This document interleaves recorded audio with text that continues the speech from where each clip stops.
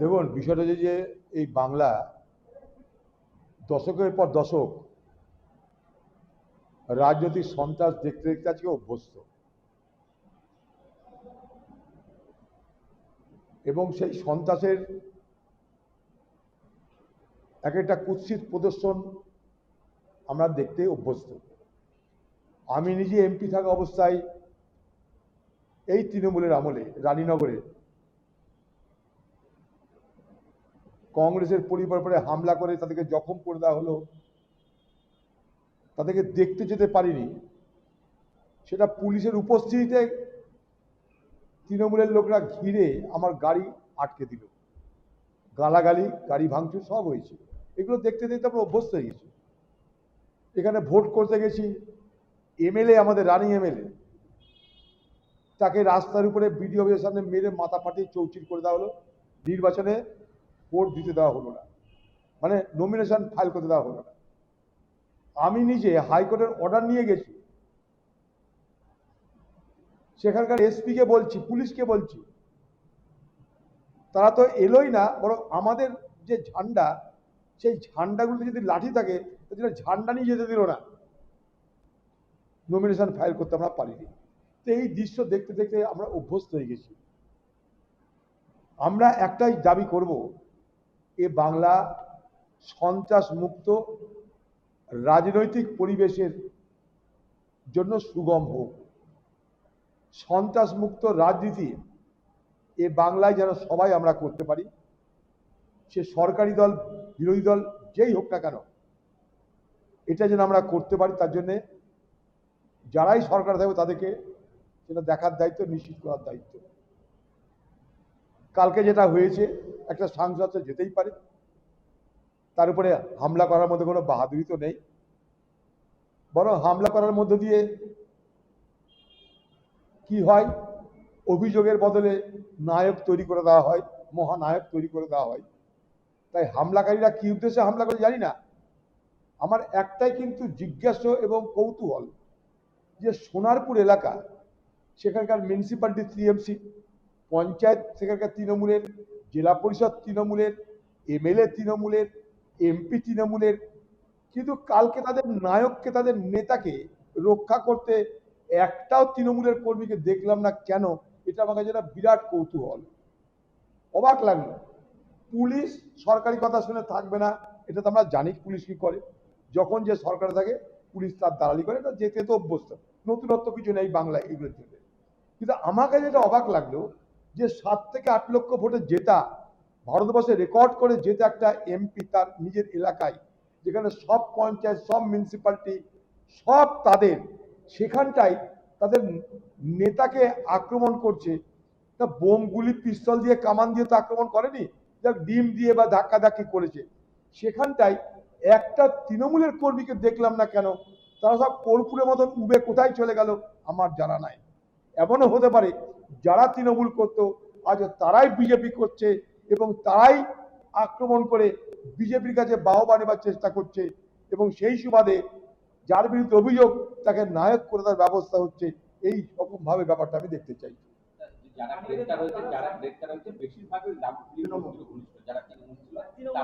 আমি কি বললাম একটু আগে, কি বললাম আমি, যখন রেশারেশি চলছে, মানে যেদিনকে 4 মে জিতেছে বিজেপি, তৃণমূলের লোকরা প্রথম জয় শ্রীরাম বলে মিছিল করে দিয়েছে।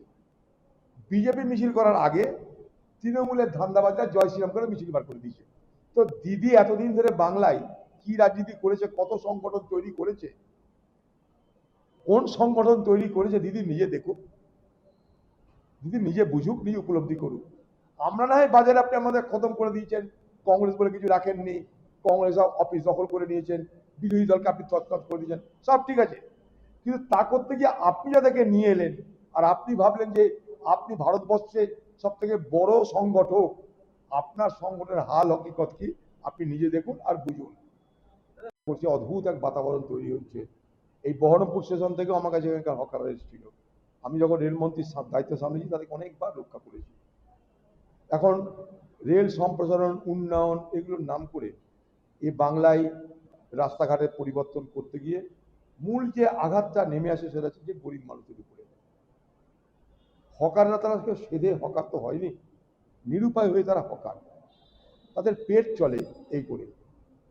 সরকার তাদের জন্য পুনর্বাসনের ব্যবস্থা করুক, সামান্য কিছু রুটি রোজগার করার ব্যবস্থা করে দিক। তা না করে রাতারাতি তাদেরকে আমি উচ্ছেদের অভিযানে নামি, তাহলে আখেরে আমরা কার পেটে লাফ মারছি, আমরা কার ক্ষতি করছি? এটাই কি বাংলার পরিবর্তনের নাম? পরিবর্তনের নামে প্রথম দিন থেকে বাংলার গরিব, বাংলার হকার, বাংলার সাধারণ মানুষ, তাদের উপরে হামলা করার মধ্যে দিয়ে কি আমরা পরিবর্তনের কর্মযজ্ঞ সূচনা করছি? আমি এর বিরোধিতা করি। পুনর্বাসন দেওয়ার মধ্য দিয়ে, আলোচনার মধ্য দিয়ে, বিকল্প ব্যবস্থার মধ্য দিয়ে এই হকার উচ্ছেদ অভিযান হোক।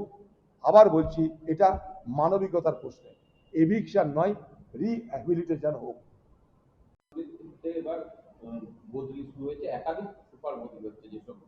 হতে পারে প্রশাসন তার মতো করে চালাবে, কি করে যাবে?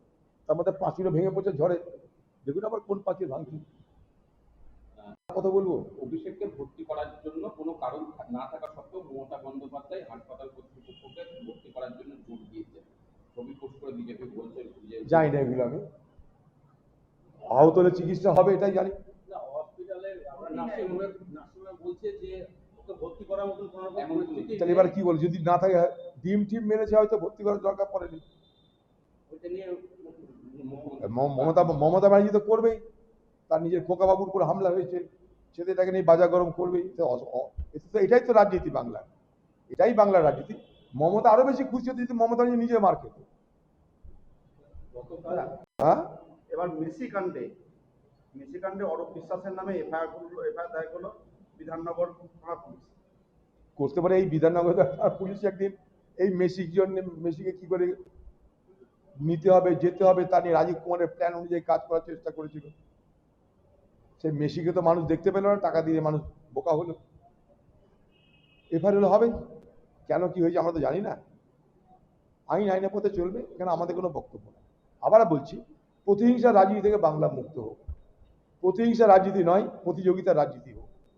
প্রতিহিংসার রাজনীতি বদলে বাংলায় রাজনৈতিক প্রতিযোগিতার রাজনীতি হোক। গ্রাম আছে তারা ফর্মই নিতে চাইছে না। এমন একটা গ্রাম রয়েছে সেখানে একটা ফর্ম নেই যে এত 12 পাতার ফর্ম যদি থাকবে না তাকে দিতে পারবে না, ফর্ম নিতে চাইছে। আতঙ্ক তৈরি হয়েছে, মানুষকে বোঝাতে হবে এটা। অন্নপূর্ণা বলতে কি বোঝাচ্ছে মানুষ জানে না, আমি নিজেই জানি না। 12 পাতার ফর্মে সই করে কি চাইছে কে জানে। আমার নাগরিকত্ব, আমার ডাটা, আমার হাল হকিকত, ভালো মন্দ সবই সেখানে লিখে দিতে হবে। আমার সারে জন্ম কুষ্টি সব সেখানটা বলতে হবে। এটা আমি কেন দিব? এটা দেওয়ার তো নাম নয়। ভারতবর্ষের কংগ্রেস পরিচালিত প্রত্যেকটা রাজ্যে এই ধরনের মহিলাদের আমরা অনুদান দেওয়ার ব্যবস্থা করেছি, সেখানটা কিন্তু এইসব কোনো ঝঞ্ঝাট নেই। গরিব মানুষ জানে কিসের জন্য গরিব মানুষ চিহ্নিত করবে সরকার, গরিব মানুষ চিহ্নিত করবে সরকার, করে তাদেরকে দেবে। এখন মানুষকে যদি প্রমাণ করতে হয় যে আমি গরিব, এটা তো মানুষের কাজ নয়, সরকারের কাজ এটা। আমি সেটা যাই বলতে পারবো না, আন্দাজে এসব কথা বলতে পারবো না। আমি যে কোনো সাংসদেরই, যে কোনো জনপ্রতিনিধি, যে কোনো রাজনৈতিক দলের কর্মী যেখানে খুশি যাওয়ার অধিকার আছে, এটা আমি জানি। আজকে যদি এমপি সেখানটায় তার নিজের এলাকায় যেতে গিয়ে সে সুরক্ষা না পায়, দুর্ভাগ্যের কারণ সবকিছু পুলিশকে বলেই সে গেছিল। তাহলে যে পুলিশ 4 মের আগে, 4 মের আগে তার বাড়ি পাহারা দিত, সেই পুলিশ আজ তাকেই পাহারা না দিয়ে তাকে মার খানোর ব্যবস্থা করছে। তাহলে আমরা কোন রাজ্যে বাস করছি? তাই আমি একটা কথা বলবো, এই সন্ত্রাসের ট্র্যাডিশন থেকে বাংলা মুক্ত হোক, সন্ত্রাসের ঐতিহ্য থেকে বাংলা মুক্ত হোক। সন্ত্রাস নয়, খোলা মঞ্চে রাজনীতি করবার বাতাবরণ বাংলায় তৈরি হোক।